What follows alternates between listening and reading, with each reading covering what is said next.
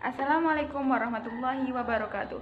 Perkenalkan, nama saya Sofatul Fikriya dengan NIM K7121263 dari kelas 1C. Pada kali ini saya akan sedikit membahas tentang penjabaran Pancasila dalam batang tubuh UUD Negara Republik Indonesia tahun 1945. Penjabaran Pancasila dalam batang tubuh UUD Negara Republik Indonesia tahun 1945. Pembukaan UUD Negara Republik Indonesia tahun 1945 mengandung pokok-pokok pikiran yang meliputi suasana kebatinan, cita-cita hukum, dan cita-cita moral bangsa Indonesia. Pokok-pokok pikiran tersebut mengandung nilai-nilai yang dijunjung tinggi oleh bangsa Indonesia karena bersumber dari pandangan hidup dan dasar negara, yaitu Pancasila. Pokok-pokok pikiran yang bersumber dari Pancasila itulah yang dijabarkan ke dalam batang tubuh melalui pasal-pasal UUD NRI tahun 1945. Hubungan pembukaan UUD Negara Republik Indonesia tahun 1945 yang memuat Pancasila dengan batang tubuh UUD Negara Republik Indonesia tahun 1945 bersifat kausal dan organis. Artinya, hubungan kausal mengandung pengertian pembukaan UUD Negara Republik Indonesia tahun 1945 merupakan penyebab keberadaan batang tubuh UUD Negara Republik Indonesia tahun 1945.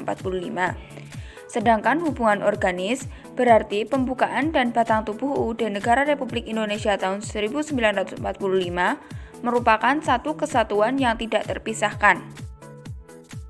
Berikut merupakan pokok pikiran sesuai dengan penjelasan UUD Negara Republik Indonesia tahun 1945. Pokok pikiran pertama berintikan persatuan. Pokok pikiran ini menegaskan bahwa aliran pengertian negara persatuan diterima dalam pembukaan UUD Negara Republik Indonesia tahun 1945, yaitu negara yang melindungi bangsa Indonesia seluruhnya. Negara, menurut pokok pikiran pertama ini, mengatasi paham golongan dan segala paham perorangan. Pokok pikiran kedua berintikan keadilan sosial. Pokok pikiran ini merupakan kausa finalis dalam pembukaan UUD Negara Republik Indonesia tahun 1945 yang menegaskan tujuan atau suatu cita-cita yang hendak dicapai. Melalui pokok pikiran ini dapat ditentukan jalan dan aturan-aturan yang harus dilakukan dalam Undang-Undang Dasar sehingga tujuan atau cita-cita dapat dicapai dengan berdasar kepada pokok pikiran pertama, yaitu persatuan.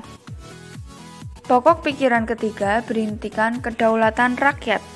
Pokok pikiran ini mengandung konsekuensi logis yang menunjukkan bahwa sistem negara yang terbentuk dalam Undang-Undang Dasar harus berdasarkan atas kedaulatan rakyat dan permusyawaratan perwakilan.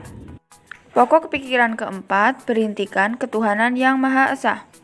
Pokok pikiran ini menuntut konsekuensi logis, yaitu UUD harus mengandung isi yang mewajibkan pemerintah dan penyelenggara negara untuk memelihara budi pekerti kemanusiaan yang luhur dan memegang teguh cita-cita moral rakyat. Pokok pikiran ini juga mengandung pengertian takwa terhadap Tuhan Yang Maha Esa dan pokok pikiran kemanusiaan yang adil dan beradab, sehingga mengandung maksud menjunjung tinggi hak asasi manusia yang luhur dan berbudi pekerti kemanusiaan yang luhur pula. Pokok pikiran keempat ini merupakan asas moral bangsa dan negara menurut Bakri.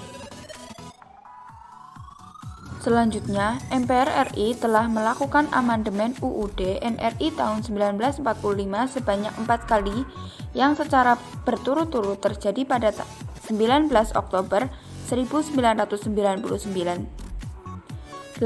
Agustus 2000, 9 November 2001, dan 10 Agustus 2002. Menurut Rinjin, keseluruhan batang tubuh UUD Negara Republik Indonesia tahun 1945 yang telah mengalami amandemen dapat dikelompokkan menjadi 3 bagian. Pertama, pasal-pasal yang terkait aturan pemerintah negara dan kelembagaan negara. Kedua, pasal-pasal yang mengatur hubungan antara negara dan penduduknya, yang meliputi warga negara, agama, pertanahan negara, pendidikan, dan kesejahteraan sosial. Dan yang ketiga, tentang pasal-pasal yang berisi Materi lain berupa aturan mengenai bendera negara, bahasa negara, lambang negara, lagu kebangsaan, perubahan UUD, aturan peralihan, dan aturan tambahan. Berikut merupakan contoh penjabaran Pancasila ke dalam batang tubuh melalui pasal-pasal UUD Negara Republik Indonesia tahun 1945.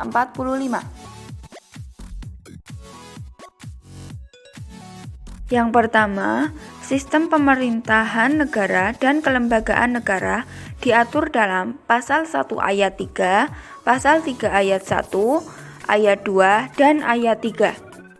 Pada Pasal 1 Ayat 3 berbunyi negara Indonesia adalah negara hukum. Maksudnya, negara yang menegakkan supremasi hukum untuk menegakkan kebenaran dan keadilan dan tidak ada kekuasaan yang tidak dipertanggungjawabkan atau accountable. Pada Pasal 3 Ayat 1 berbunyi, Majelis Permusyawaratan Rakyat berwenang mengubah dan menetapkan Undang-Undang Dasar. Ayat 2 berbunyi, Majelis Permusyawaratan Rakyat melantik presiden dan atau wakil presiden. Dan ayat 3 berbunyi, Majelis Permusyawaratan Rakyat hanya dapat memberhentikan presiden dan atau wakil presiden dalam masa jabatannya menurut Undang-Undang Dasar. Pasal-pasal tersebut menunjukkan secara jelas bahwa MPR bukan merupakan penjelmaan seluruh rakyat Indonesia dan lembaga negara tertinggi.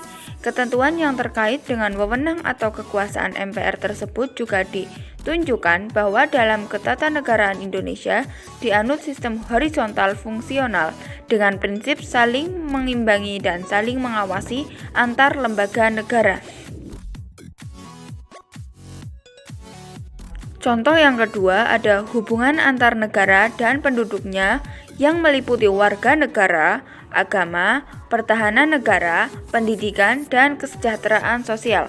Terdapat dalam Pasal 26 Ayat 2, Pasal 27 Ayat 3, Pasal 29 Ayat 2, Pasal 31 Ayat 2 dan Ayat 3, Pasal 33 Ayat 1, dan Pasal 34 Ayat 2.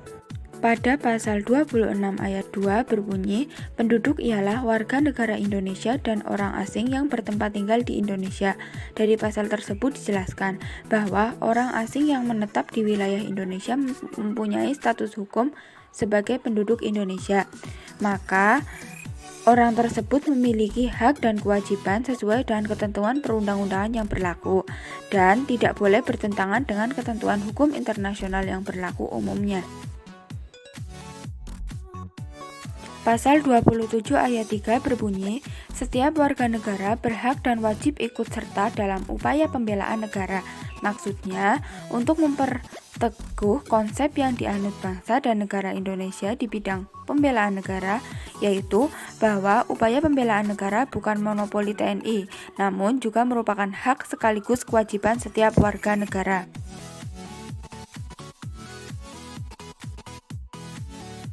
Pasal 29 ayat 2 berbunyi, negara menjamin kemerdekaan tiap-tiap penduduk untuk memeluk agamanya masing-masing dan untuk beribadah menurut agamanya dan kepercayaannya itu. Maksud pasal tersebut yaitu menunjukkan bahwa negara menjamin salah satu hak manusia yang paling asasi, yaitu berkebebasan beragama. Pasal 31 Ayat 2 berbunyi, setiap warga negara wajib mengikuti pendidikan dasar dan pemerintah wajib membiayainya. Ayat 2, pemerintah mengusahakan dan menyelenggarakan satu sistem pendidikan nasional yang meningkatkan keimanan dan ketakwaan serta akhlak mulia dalam rangka mencerdaskan kehidupan bangsa yang diatur dengan undang-undang. Pasal tersebut menunjukkan bahwa setiap warga negara mempunyai pendidikan minimum yang memungkinkan untuk berpartisipasi dalam proses pencerdasan kehidupan bangsa.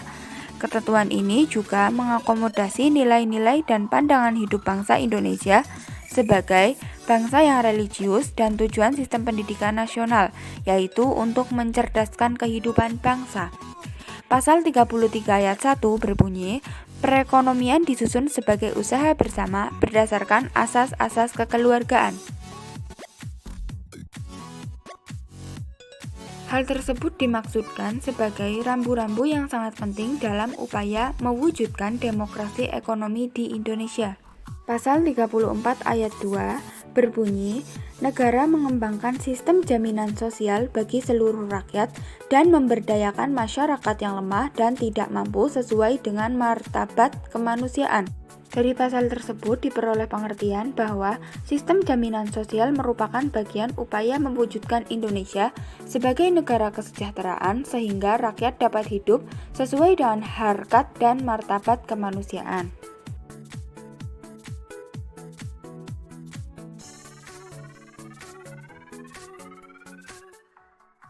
Contoh yang ketiga yaitu materi lain berupa aturan bendera negara, bahasa negara, lambang negara, dan lagu kebangsaan.